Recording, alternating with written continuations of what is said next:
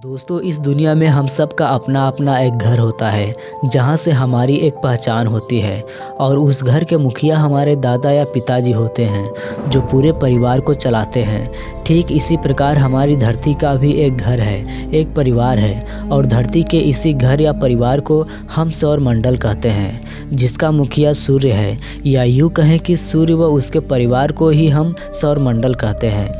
दोस्तों, जिस प्रकार हमारे घर में कई लोग मिलकर एक परिवार का निर्माण करते हैं, उसी प्रकार सूर्य के इस परिवार में अर्थात सौरमंडल में ग्रह, उपग्रह, उल्कापिंड, क्षुद्र ग्रह आदि सब मिलकर सौरमंडल का निर्माण करते हैं। ये सभी गुरुत्वाकर्षण बल के कारण एक परिवार में बंधे हुए हैं जो सूर्य के चारों ओर चक्कर लगा रहे हैं, जबकि हमारा सूरज अपने पूरे परिवार के साथ हमारी आकाशगंगा मिल्की वे के केंद्र के चारों ओर चक्कर लगा रहा है। तो दोस्तों, आज के इस वीडियो में हम अपने सौरमंडल को विस्तार से जानेंगे। यदि आप हमारे चैनल पर पहली बार आए हैं तो प्लीज़ हमारे इस चैनल को सब्सक्राइब ज़रूर कर लीजिएगा, क्योंकि हम हमेशा से ही ऐसे नॉलेजेबल वीडियो आप सभी के लिए लाते रहते हैं। तो चलिए दोस्तों, शुरू करते हैं सौरमंडल के इस रोमांचक सफ़र को।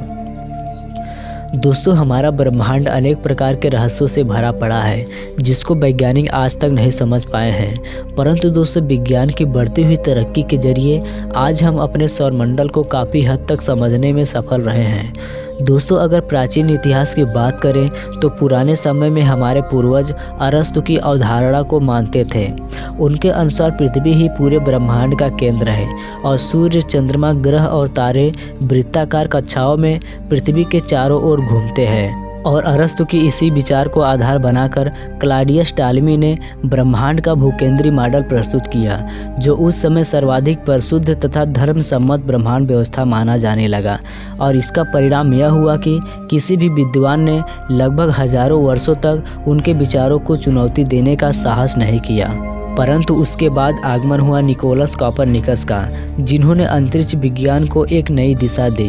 उन्होंने पहली बार अंतरिक्ष को गहनता से अध्ययन किया तथा यह सिद्ध किया कि पृथ्वी नहीं बल्कि सूर्य ब्रह्मांड का केंद्र है और पृथ्वी सहित बाकी सभी ग्रह जो सौरमंडल में मौजूद हैं वे सभी सूर्य की परिक्रमा करते हैं।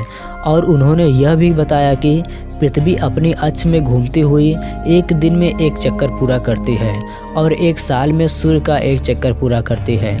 परंतु दोस्तों, अभी भी कुछ वैज्ञानिक कोपरनिकस के विचारों से सहमत नहीं थे। फिर एंट्री हुई गैलीलियो की, जिन्होंने दूरबीन का आविष्कार करके पूरी दुनिया को चौंका दिया।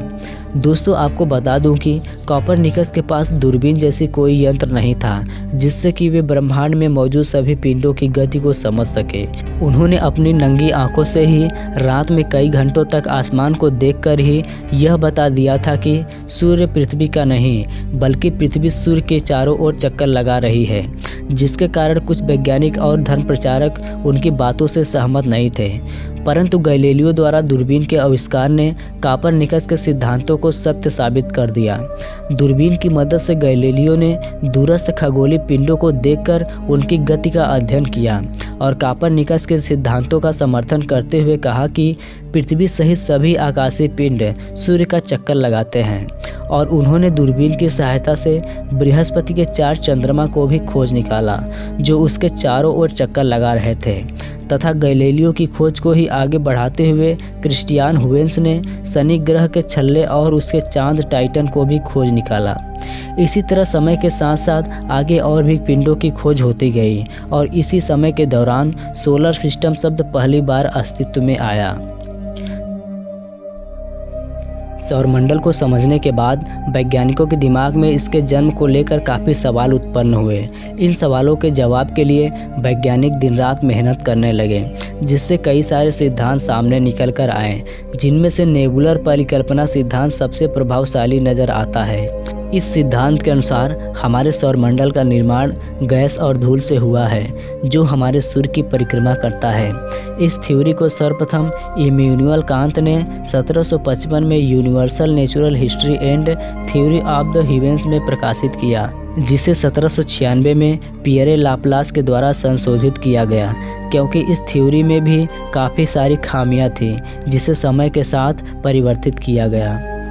दोस्तों, इस सिद्धांत के अनुसार हमारे सौरमंडल का निर्माण आज से लगभग 4.6 अरब वर्ष पहले हुआ था, जिस जगह आज हमारा सौरमंडल है, पहले उस जगह एक विशाल बादल था जिसका अधिकांश द्रव्यमान केंद्र में स्थित था और इस क्षेत्र को मोलिक्यूलर क्लाउड या नेबुला कहते हैं, जो कई प्रकाश वर्ष में फैला हुआ था। इस क्षेत्र को प्री सोलर नेबुला भी कहते हैं। समय के साथ साथ यह बादल तेजी से घूमने लगा, जिससे इसके केंद्र में स्थित द्रव्यमान गर्म होने लगा और यह बादल एक समतल डिस्क के रूप में बदल गया और इस डिस्क का व्यास तकरीबन 200 AU था।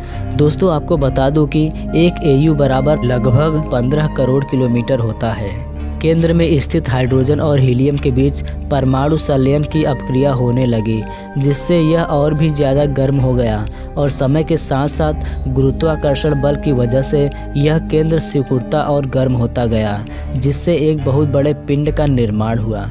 बाद में यही पिंड हमारा सूरज बना। दोस्तों, सूर्य हमारे सौरमंडल का मुख्य पिंड है, जो एक G2 प्रकार का तारा है और इसमें पूरे सौरमंडल का लगभग 99.86% द्रव्यमान समाहित है। सूर्य के नज़दीक लगभग 70 करोड़ किलोमीटर के क्षेत्र में परिक्रमा करने वाले ग्रहों को आंतरिक ग्रह कहते हैं, जिनमें बुध, शुक्र, पृथ्वी और मंगल ग्रह आते हैं। इसके बाद एस्टेरॉयड बेल्ट आते हैं, जिसमें अरबों की संख्या में क्षुद्र ग्रह सूर्य का चक्कर लगा रहे हैं। इसके बाद बाह्य ग्रह बृहस्पति, शनि, अरुण और वरुण आते हैं और इन ग्रहों के बाद कुइपर बेल्ट आती है। फिर इसके बाद आता है हमारे सौरमंडल का सबसे दूर का इलाका, जिसमें होलीस्फीयर, ऑड क्लाउड आदि आते हैं। इसके बाद हमारे सौरमंडल की सीमा लगभग समाप्त हो जाती है। दोस्तों, यह थी कुछ जानकारी हमारे सौरमंडल के बारे में। यह वीडियो आप सभी को कैसी लगी हमें कमेंट करके ज़रूर बताइएगा।